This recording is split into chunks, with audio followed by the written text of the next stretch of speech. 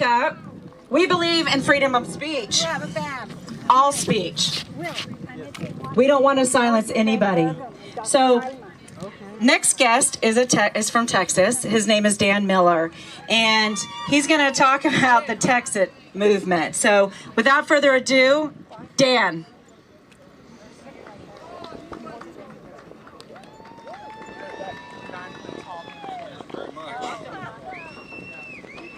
Well, well, well. Good afternoon, everyone. Good afternoon.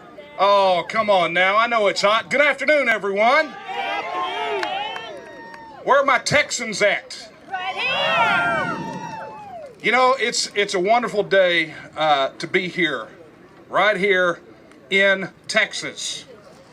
And it's important for me to start with that because we are here to stand as a reminder to everyone that regardless of whether the federal government or the progressives have ceded this part to Mexico, this is still Texas. We will not give it up. Not one single inch, not a foot, not a millimeter, not a piece of it. You see, our forefathers fought a battle. They fought many battles. They fought a war to make Texas free and independent. Too much blood was shed for the right of the people of Texas to call this home, to stand as a nation among nations. Even Sam Houston said after Texas was annexed into the Union, he said this: Texas will again lift its head and stand among the nations. Not a part of Texas, not a piece of Texas, but all of Texas. From Dalhart to Del Rio, from El Paso to Orange, this is our Texas. And unfortunately, we have ceded so much authority to a monstrous federal bureaucracy that has been taken over by the cancer of progressivism, that wants to drive Texas into the same column as New York and California, where borders mean nothing, where a border is nothing more than just ink on paper. But you see, you just heard Trevor get up here and talk about. That's the plan, is it not? That's what the globalists want, is it not? That's what they want. And there is a real human toll and cost for Texans. You know, we could count it in the billions of dollars of money that Texas taxpayers have to spend to account for federal ineptitude related to the border and immigration. Or we could count it in the lives lost because of their incompetence or their desire to see Texas subdued under the federal system. And I believe we all know that. We've heard from speakers today who have talked about that. But I want to talk about it in terms of a loss of something that we will never be able to reclaim, that we could never justify. And that is our sovereignty, our freedom, our independence.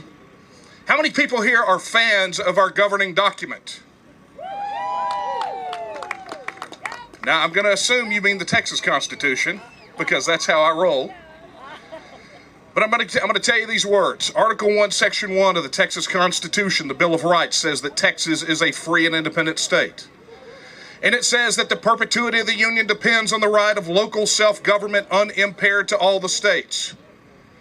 But then it goes on to reserve the right to do something about it to us. You see, Article 1, Section 2 says these words: all political power is inherent in the people. Not the politicians, the pollsters, or the pundits, but all political power is inherent in the people. And who are we? Wait a minute. Let's try that again. Who are we? The people. We are the people. The political power is inherent in us. It is an inalienable right, like the freedom of speech, and the freedom of religion, and the freedom of assembly. So, over the last few days, we've been treated to a parade of federal politicians and Texas politicians who are wanting to at some point seek federal office. And they've come down here to convince us that somehow the border matters to them, that they are going to fix it, that they are going to do something about it. And you know what? You know what? They've had every opportunity to make that happen. And you know what they've done? They have failed miserably.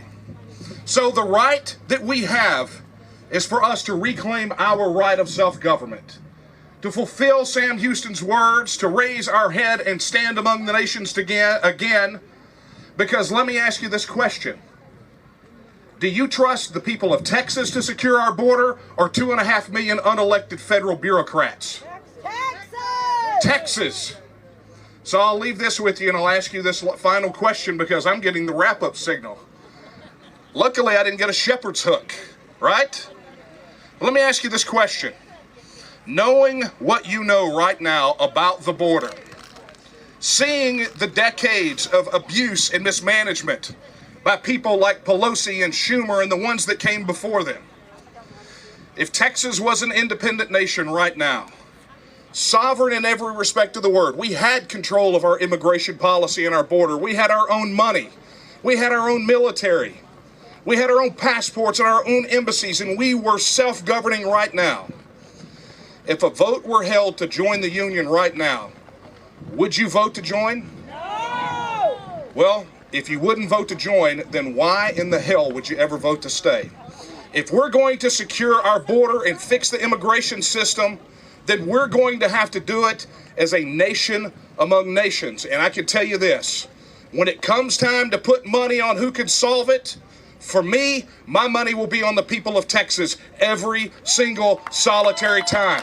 Thank you all for your time today. I appreciate it.